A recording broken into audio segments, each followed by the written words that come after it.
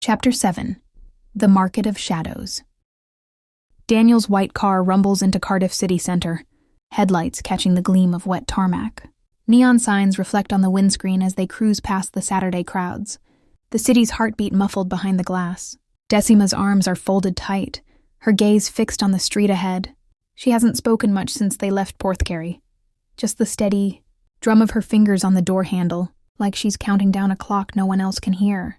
Daniel glances at her, one eyebrow raised, then shifts focus back to the road.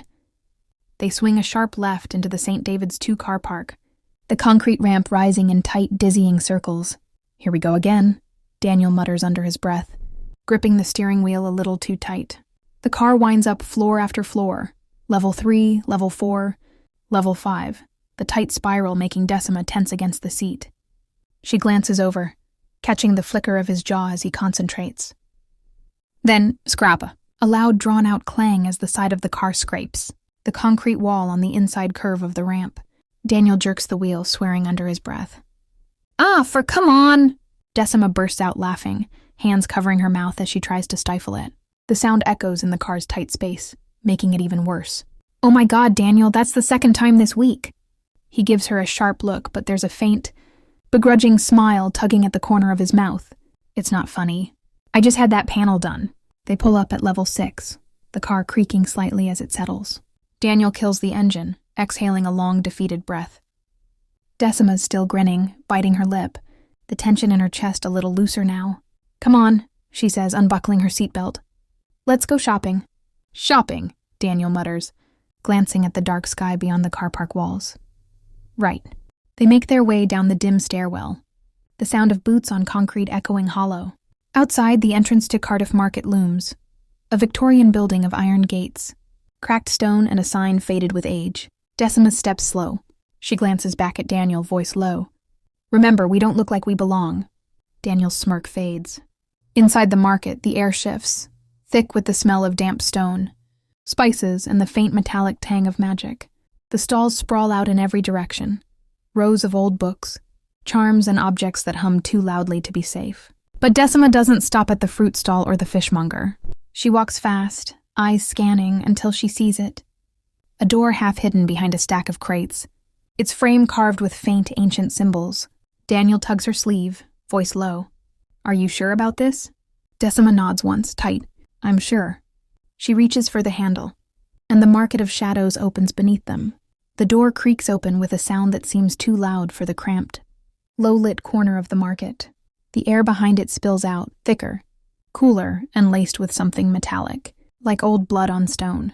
Decima steps through first, her boots clicking on a narrow iron staircase that winds sharply down into the dark. Daniel hesitates, just a breath, but then follows, letting the door swing shut behind them. It clicks closed, swallowing the distant chatter of the market above. The stairwell spirals down, the air growing colder with each step. Faint runes pulse along the walls, dim red, then dull gold, like veins of the building itself, beating in time with a pulse only witches could hear. At the bottom, the Market of Shadows sprawls wide. Beneath the city, an impossible maze of stalls and arches, far larger than the old market above. The ceiling vanishes into black too high to see. Lanterns hang from nothing, their flames green and cold. Shadows twist along the edges of the market, coiling like smoke, whispering names and voices that don't belong to anyone still living.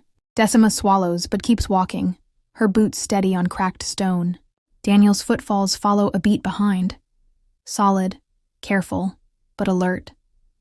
The traders here don't sell apples or spices. They sell things that shimmer in the dark. Lockets that thrum with stolen memories. Jars of blood labeled with names. Bones that glow faintly blue. A woman with a veil stitched into her skin watches them pass, her eyes like silver pins. A man behind a stall of carved teeth holds out a withered hand, his smile cracked and too wide. "Not stopping for souvenirs?" Daniel mutters, his voice pitched low. Decima doesn't smile. "We're here for information." "Eyes up, anyone could be watching?" As they move deeper into the market, a ripple passes through the crowd, traders shifting, heads turning, whispers leaking out like gasps of smoke. "They've seen us," Decima breathes, her pulse spiking. Daniel's hand brushes the small of her back. A quiet gesture, protective but restrained. Then a voice cuts through the murmurs, sharp, male, thick with authority. "There, the girl!" A group of cloaked figures step forward, their hoods low, their faces unseen, but their intent is clear. Decima's breath catches. Daniel's voice is low, urgent. "Run!" They break into a sprint, boots slamming on stone, traitors yelling, curses sparking in the air as spells ignite. A crate bursts into flame, someone screams, and the market explodes into chaos.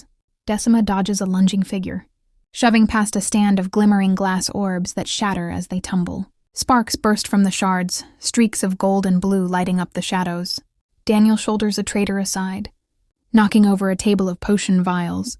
Glass crunches underfoot, liquid hissing on the ground as the air fills with a sharp, metallic stink. "Up ahead," Decima shouts, pointing to an arched doorway flickering with runes. But the figures close in, too fast, too many. Then the market itself seems to pulse, walls flexing, shadows thickening. A figure steps from the gloom, taller than the rest, face hidden behind a mask of silver and bone. Decima skids to a stop, heart hammering. Daniel's breath is ragged beside her, eyes flicking between the masked figure and the closing circle. The figure tilts its head. "Decima Wren," it says, voice deep, distorted, as if layered with echoes. Daniel steps forward, his voice low, dangerous. "Back off." The figure doesn't move. Decima's breath hitches.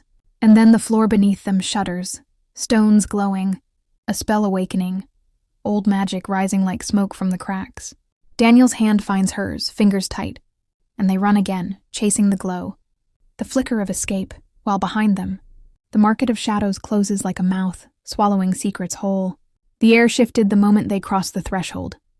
The walls of Cardiff Market seemed to dissolve behind them, replaced by stone archways and narrow corridors, lined with stalls that hummed with something alive. Magic. Restless and coiled like a serpent, the Market of Shadows wasn't a place you found. It was a place that found you. Candles flickered in glass jars, casting warped light on faces hidden beneath hoods. The scent of herbs, sharp sage, damp earth, iron-rich blood, mingled with the sharp bite of burnt magic. A man in a long coat sold amulets from a velvet-lined box. Another hawked jars of something that looked like smoke trapped in glass. Shadows clung to the ceiling like webs. Decima and Daniel moved fast, keeping close. They passed a stall where a shrouded figure whispered prices for black salt and bones. Another where a woman with silver-threaded hair sold vials of shimmering liquid, her eyes glowing faintly as she counted coins. Daniel's voice was low, tight in her ear. "You sure we're not already in trouble just for being here?" Decima's eyes scanned the maze ahead. "Not yet. But keep moving." A sharp, sudden pulse flared in her chest, an instinct or maybe something more. She turned her head in time to catch a flicker of movement. Two figures in dark cloaks, eyes gleaming under their hoods, watching them from the shadows. She grabbed Daniel's sleeve, pulling him to a side path between the stalls. "Decima," he started, but she shook her head. "They've seen us." A low hiss cut through the air, then a jolt of pressure like a spell half cast. A crate beside them burst apart, splinters flying. Someone shouted. The market exploded into chaos. Vials shattered. Candles flared. Spices and powders filled the air like smoke. Shoppers screamed, ducking as a spell crackled past. "Run!" Decima shouted, already pushing Daniel forward. They weaved through the stalls, shoving past crates and spilling baskets of herbs. A flash of light exploded behind them. Daniel yanked her down just in time as a blast scorched overhead, singing the tips of her hair. They didn't stop. Decima's boots pounded on the uneven stone, Daniel's footsteps close behind. They dashed through a curtain of beads, knocking over a table of carved bones, then through an archway carved with strange runes that buzzed under her fingertips. A figure leapt from the shadows. Arm raised. Daniel swung his arm, knocking the attacker back into a stack of crates that collapsed in a clatter. Decima's pulse roared in her ears. Another witch lunged from the side. Decima's magic flared, raw and untamed, crackling around her fingertips. A blast of force sent the witch flying. They bolted, skidding around a corner, and there it was. At the far end of the corridor, half hidden in the dark, an ancient archway carved with symbols that glowed faintly, pulsing like a heartbeat. Decima's breath caught. "That's it." Daniel grabbed her hand. "Then move." They sprinted for it, feet slamming on stone. The market howling behind them, shouts, spells, the crackle of energy. Just as they reached the arch, a shout rang out, a spell hurled like a spear. Decima twisted, raising her hand. The magic hit her palm, burning cold, but she held firm. It hissed, sizzled. Then she threw it back, a shockwave cracking through the air.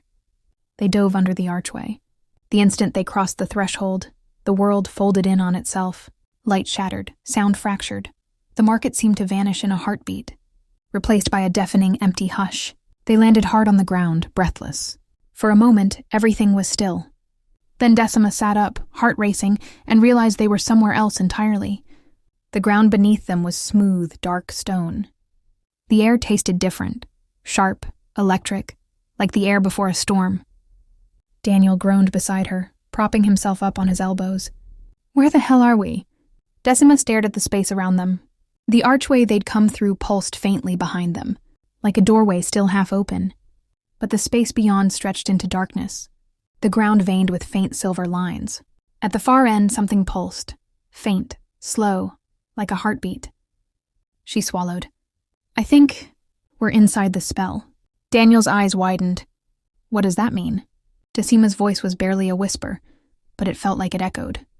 I don't know, but I think we're not supposed to be here. The air crackled, alive, charged with something ancient and raw. Every hair on Decima's arm stood on end, as if the very walls were humming with a low, unseen power. Daniel steadied himself, rising slowly. His boots scuffed against the veined floor, sending out a faint ring like tapping crystal. This place, his voice was quiet, but it felt swallowed by the space, as though they weren't meant to speak here. Decima's breath came in shallow bursts. She could feel it, an invisible weight pressing on her skin, in her bones behind her eyes. It wasn't just the air, it was the place itself, aware of them, watching. A faint rhythmic thrum pulsed beneath her boots, matching the beat of the distant glow. It felt like a heartbeat. No, it was a heartbeat. Daniel shifted closer, glancing over his shoulder toward the archway they'd come through. The edges of it shimmered, distorting, like a ripple in water. It flickered once, then again, and then it dimmed, the glow dulling to a faint, sickly pulse. Daniel's voice was tight. Decima, that door— I know, she whispered, heart slamming against her ribs. It's closing. A crack echoed through the darkness, a low, splitting sound that didn't belong to the stone. It sounded wet, like bones snapping under too much pressure. Both of them froze. From the shadows ahead, something moved, a shape, long, sinuous, impossible to track with the eyes.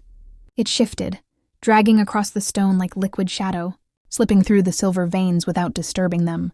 A whisper rode the air, low, ancient, in a tongue neither of them understood but felt. Decima's magic stirred, an uneasy shimmer beneath her skin. She clenched her fists, trying to control the spark, but it flared, a silver glow pulsing between her fingers. Daniel swore under his breath, eyes scanning the dark. We need to move. A soft scrape, not from the ground, but the ceiling. They both looked up. The darkness above them wasn't empty. It crawled. Figures, barely shapes, clung to the ceiling. Limbs too long, skin too pale, eyes like hollow pits that gleamed with faint silver light. They watched, waiting. Daniel's hand found Decima's wrist, a silent pulse of urgency. Then click, the sound of a chain, taut, tightening. Decima whipped around. A figure stood by the archway, the one they'd come through. It wore a cloak of black threads, like smoke stitched into fabric, and its hands glinted with silver rings that caught the dim light. The figure's voice sliced the quiet. You shouldn't have come here. Its words sent a shiver through her spine, as if the air itself had turned sharp. Decima's throat tightened. We didn't mean to. The figure tilted its head slowly. The others above the ceiling shifted, the faint creak of limbs like the stretching of ancient wood. Daniel's grip on her wrist tightened. Decima! The glow of the archway dimmed again. The figure's gaze sharpened. You'll leave if the market lets you. The pulse beneath the floor surged, faster now, like a warning. The ground trembled, and the silver veins flashed bright, then dull like a dying breath. Daniel stepped forward, a quiet fury in his voice. Let us go. A sound answered, a soft, terrible hiss that filled the space. The figure smiled, slow and sharp. Run then, see where it gets you. The ceiling creatures moved. Daniel didn't wait. He yanked Decima's hand, and they bolted, running blind into the dark, the air folding in on itself, the market howling behind them like a wound torn open. Decima's breath burned in her chest. Her pulse roared in her ears. The market of shadows wasn't done with them yet.